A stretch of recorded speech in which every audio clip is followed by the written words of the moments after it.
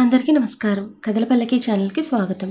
ఇప్పుడు మనం ప్రేమ నీవెక్కడ పార్ట్ 11 విందాం. కోపంగా బయటకు వెళ్ళిపోయిన అజయ్ అలా డ్రైవ్ చేసుకుంటూనే ఎప్పటికీ తన కోపం తగ్గకపోవడంతో కారు ఆపేసి అలానే సీట్కి వెనక్కి వాలిపోయి కళ్ళు మూసుకున్నాడు.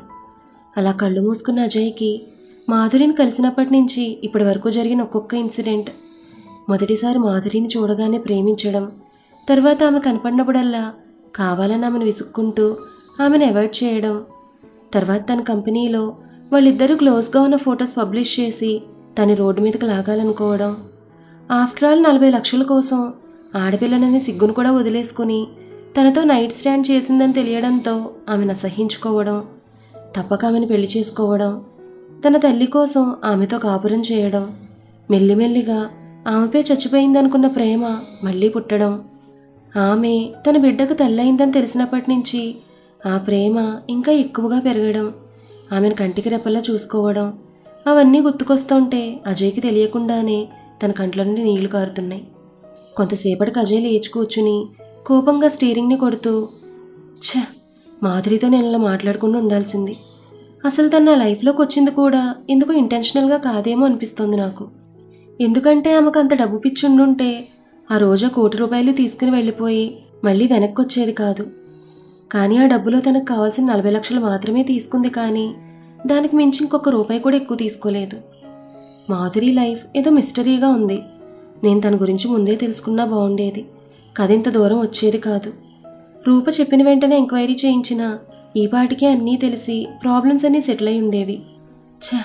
అతను మాధురి డ్రాయింగ్ చూపించి ఈఎంఐ మీరు అడిగిన నర్స్ అనుపమ అని చెప్పినప్పుడు ఒక క్షణం నాకేం అర్థం కాలేదు. కానీ తర్వాత ఆలోచిస్తే మాధురి తన దగ్గరున్న పాపకు తండ్రి ఎవరో కూడా తను ఎప్పుడు చెప్పకపోవడంతో దియానే రూపకూతురని కన్ఫర్మ్ చేసుకున్నాను. కానీ మాధురి దియాని ఎందుకలా తీసుకుని వచ్చేసిందో అనేది మాత్రం అర్థం కాలేదు. ఇంటికి వెళ్ళిన వెంటనే మాధురిని కూర్చోబెట్టి అన్ని విషయాలు క్లియర్గా అడిగి తెలుసుకుందాం అనుకున్నాను. కానీ ఆ మెంటల్ది ముందు వెనక ఆలోచించకుండా నా ముందే రూప నన్నన్ని మాటలు అనడంతో తట్టుకోలేక దాని మీద అలా అరవాల్సి వచ్చింది. Sorry killer baby, I'm extremely really very sorry. నిన్ను చివరిలో అంత మాట అనుండకూడదు.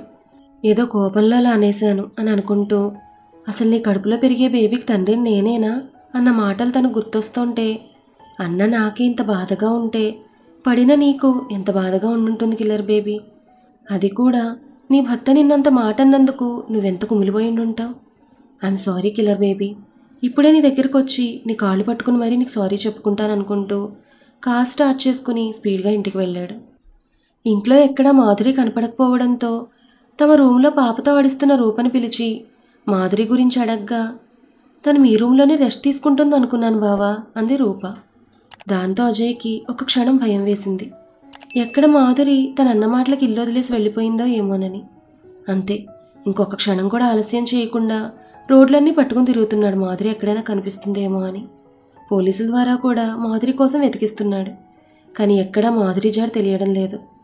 అర్ధరాత్రి వరకు కూడా అజయ్ వెతుకుతూనే ఉన్నాడు.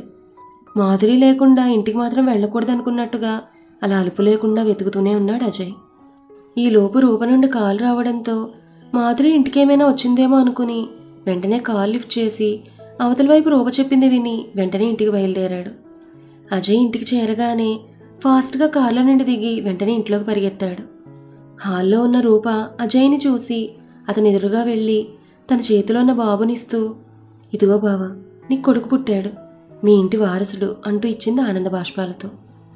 అజయ్ వెంటనే బేబీని తన చేతిలోకి తీసుకుని తన కొడుకుని చూసుకుని మురిసిపోతూ బాబుపై ముద్దుల వర్షం కురిపిస్తూ వెంటనే మాధురి గుర్తుకొచ్చి, అవును రూప, ఇంతకీ మాధురి ఏది, ఎక్కడ తను కనపడ్డం లేదు అంటూ చుట్టూ చూస్తూ అడుగుతుంటే రూపకి ఏం చెప్పాలో తెలియక తలదించుకుని బాధపడుతూ మౌనంగా కన్నీళ్లు కారుస్తుంటే అది చూసిన అజయ్ విసుగ్గా, రూప నిన్నే అడిగేది, మాధురి ఏదని అడుగుతుంటే ఏడుస్తున్నావేంటి అని అడిగాడు.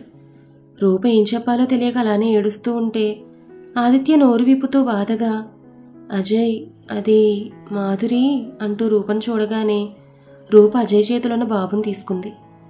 ఆదిత్య తన చేతిలో ఉన్న లెటర్ని అజయ్ చేతిలో పెట్టగానే అజయ్ ఏం అర్థం కాక దాన్ని తీసుకుని ఓపెన్ చేస్తూ ఆ లెటర్ని చదవడం స్టార్ట్ చేశాడు. అజయ్ గారు, ఇక ఎప్పటికీ మీ ఎదుట నిలిచి మిమ్మల్ని ఇలా పిలిచే భాగ్యం నాకు దక్కదని తలుచుకుంటుంటేనే నా ప్రాణం పోతున్నట్టుగా ఉంది. కానీ ఆ అదృష్టం నాకు ఇంకెప్పటికీ కలగదని నాకు తెలుసు. ఎందుకంటే నా జాతకం అలాంటిది. ఆ దేవుడు నన్ను కష్టాలతోనే పుట్టి కష్టాలతోనే చావమని నా నుదుటిని రాసిపెట్టినట్టున్నాడు. అందుకే పుట్టడమే నన్ను అనాథం చేశాడు. తర్వాత నా సొంత మనిషిలా నా జీవితంలోకి వచ్చిన నా దియాని కూడా నా నుంచి లాగేసుకున్నాడు. అన్నింటికన్నా ఎక్కువగా మీ నుండి నన్ను దూరం చేసేశాడు. ఏంటో ఆ దేవుడికి నేనంటే అసలు నచ్చినట్టుగా ఉంది. అందుకే దియా ప్రేమని, రూపక్క ప్రేమని, మీ ప్రేమను నాకు ఇచ్చినట్టే ఇచ్చి, బంధంలోని మాధుర్యాన్ని నాకు రుచి చూపించినట్టే చూపించి అన్నీ ఒక్కసారిగా అన్నీ లాగేసుకున్నాడు. అజయ్ గారు, మీకు నా గురించి ఏం తెలియదు కదా. మీకు అడగాలనున్నా కూడా మీ ఈగో మిమ్మల్ని అడగనిచ్చేది కాదు. అలాగే నా ప్రాబ్లమ్స్ నన్ను మీకు చెప్పనిచ్చేవి కాదు. అందుకే ఈరోజు చెప్తున్నాను వినండి. నా పేరు అనుపమ మాధురి. ఇదేంటి ఈ పేరు ఎలా ఉందని అనుకుంటున్నారా? అనుపమ అంటే ఆశ్రమంలో నన్ను పెంచిన మా అమ్మ కాని అమ్మ పేరు. ఆవిడే నన్ను ఒక తల్లిలా లాలించేది, తండ్రిలా ప్రేమించేది.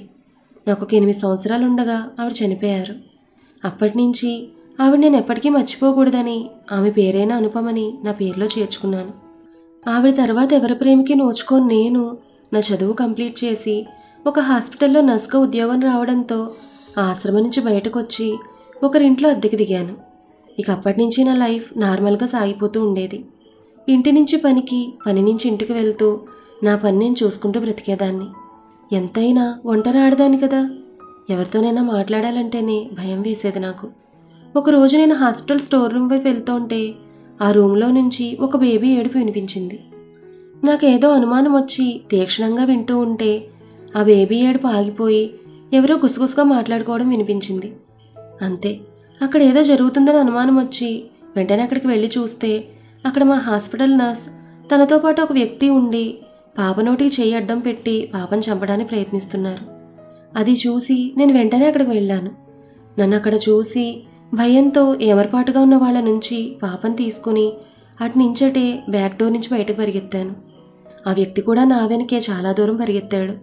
ఎంత దూరం వెళ్తున్నా కూడా అతను నన్ను వదలకపోవడంతో కొంత దూరంలో రైల్వే స్టేషన్ కనపడడంతో ఇంకేం ఆలోచించకుండా లోపలికి వెళ్ళి రన్నింగ్లో ఉన్న ట్రైన్ ఎక్కేశాను. అలసటతో ఉన్న నేను పాపను అలాగే నా ఒళ్ళో పొదుపు పెట్టుకుని నిద్రలోకి జారుకున్నాను. పొద్దున మెలకు వచ్చి చూసేసరికి ట్రైన్ హైదరాబాద్లో ఆగుంది. ఇంకేం చేయాలో తెలియక అక్కడే దిగిపోయి బయటకు నడక మొదలుపెట్టాను. తర్వాత పాప తల్లిదండ్రులు పాప కోసం ఏమైనా వెతుకుతున్నారేమోనని వెంటనే నా ఫ్రెండ్ అయిన హాస్పిటల్ రిసెప్షనిస్ట్కి కాల్ చేసి, నిన్న డెలివరీకి వచ్చిన వాళ్ళు ఎవరైనా ఉన్నారా, ఉంటే బేబీ మిస్ అయిందని ఎవరైనా అడిగారా అని అడిగాను. అందుకు తను, అలాంటిదేం లేదు, కానీ ఒక జంట మాత్రం తమ బేబీ చనిపోయిందని బాధతో మీరు అక్కడి నుంచి వెళ్ళిపోయారని చెప్పింది. నాకెందుకో ఈ బేబీ మీదే అయి ఉంటుందనుకుని అనుమానం వచ్చి మీ డీటెయిల్స్ గురించి అడిగితే తను మార్నింగ్ వచ్చేటప్పటికే సిస్టమ్స్ అన్నీ క్రాష్ అయిపోయి అందులో ఉన్న డేటా కానీ ఫుటేజ్ కానీ అన్నీ పోయాయని చెప్పింది.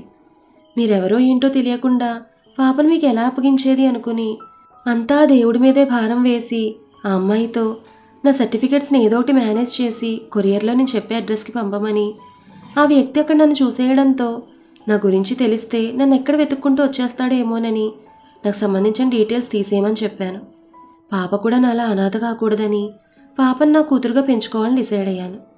పాపను మళ్ళీ విజయనగరం తీసుకెళ్తే ఎక్కడా వ్యక్తి నన్ను గుర్తుపట్టి పాపను ఎక్కడ చంపేస్తాడో ఏమోనని నా అకౌంట్లో ఉన్న కొద్ది డబ్బులతో ఎక్కడైనా ఇల్లు చూసుకుని ఉందామనుకుని ఏ ఇంటికి వెళ్ళినా కూడా పాప ఎవరు, నీకు పెళ్ళయిందా అంటూ అడుగుతుండడంతో ఇంకేం చేయాలో తెలియక దేవుడి గుళ్ళో ఉన్న కుంకుమ నా పాపిట్లో పెట్టుకుని లలిత ఆంటీ ఇంటికి వెళ్ళి వాళ్ళని ఇల్లు అడిగి వాళ్ళు నా గురించి అడిగితే విజయనగరంలో నేను తెలుసున్న అందరికీ నేను అనుపమగానే తెలుసు కాబట్టి ఎక్కడ నా పేరు వల్ల పాపను చంపాలనుకున్న వాడికి నా గురించి తెలిసిపోతుందో ఏమోనని నా పేరు మాధురి అని చెప్పి నేను నా భర్త అనాథలమని, మాకెవ్వరూ లేరని, మాకు 2 years బ్యాకే పెళ్ళయిందని, రీసెంట్గా పాప పుట్టిందని, ఆయనకి వీసా రావడంతో హడావిడిగా దుబాయ్ వెళ్ళిపోయారని, నాకు ఇక్కడ దగ్గరలోనూ హాస్పిటల్లో నర్స్గా జాబ్ వచ్చిందని, ఇక్కడికి రెంట్కి వచ్చానని చెప్పాను.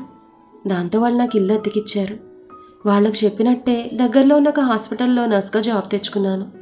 అలా అలా రోజులు గడుస్తూ లలిత ఆంటీతో నాకు బాండింగ్ పెరగడంతో ఆవిడకి నా గురించిన విషయాలన్నీ చెప్పేశాను. ఒకరోజు పాప స్కూల్ నుండి ఇంకా ఇంటికి రాకపోవడంతో ఏమైందో ఏమో అనుకుని స్కూల్కి వెళ్దాం అనుకున్న నాకు ఒక వ్యక్తి కాల్ చేసి, నీ పాపని నేనే కిడ్నాప్ చేశాను, పాప క్షేమంగా ఉండాలంటే నేను చెప్పినట్టు చేయాలని చెప్పడంతో అతను చెప్పినట్టుగానే మిమ్మల్ని రోజూ కలవడం, ప్రతిరోజు మీరు ఎక్కడికి వెళ్తే అక్కడికి వెళ్ళి మీరు నా మీద అరుస్తున్నప్పుడు మనం క్లోజ్గా ఉన్నట్టు ఆ వ్యక్తి ఫోటోలు తీయడం అవన్నీ జరిగాయి.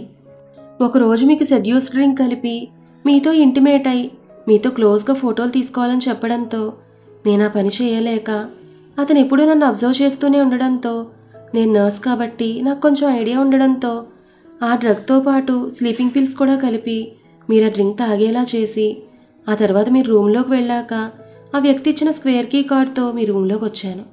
కానీ అప్పటికీ మీరు మత్తులోకి వెళ్ళిపోవడంతో నేను మీ దగ్గరకు వచ్చి మన మధ్య బెడ్ రిలేషన్ ఉందనిపించేలా మీ ఒంటి నిండా లిప్స్టిక్స్తో ముద్దులు పెట్టినట్టుగా మరకలద్ది నేను కూడా కొంచెం సెమీన్యూడ్గా మీ పక్కన పడుకుని అలా ఫోటోలు తీశాను. మీరు ఎన్నోసార్లు అన్నారు కదా అజయ్ గారు, నేను సిగ్గు లేకుండా కేవలం డబ్బు కోసమే మీతో అలా నైట్ స్టాండ్ చేశానని. ప్రామిస్గా చెప్తున్నాను అజయ్ గారు, అప్పుడు మన మధ్య ఏమీ జరగలేదు. అలాగే నేను మిమ్మల్ని అంత డబ్బు ఎందుకు అడిగానో మీకు చెప్పాలి. అది నన్ను నేను నిరూపించుకోవడానికి కాదు, దియా గురించి మీకు తెలియడానికి చెప్పాలి. అసలు దియా గురించి ఏం చెప్పబోతోంది ఈ విషయాన్ని మనం నెక్స్ట్ ఎపిసోడ్లో తెలుసుకుందాం. ఈ కథ మీకు నచ్చితే లైక్ చేయండి, షేర్ చేయండి. అలాగే మన కథల పల్లకి ఛానల్ని సబ్స్క్రైబ్ చేసుకోండి. ధన్యవాదాలు.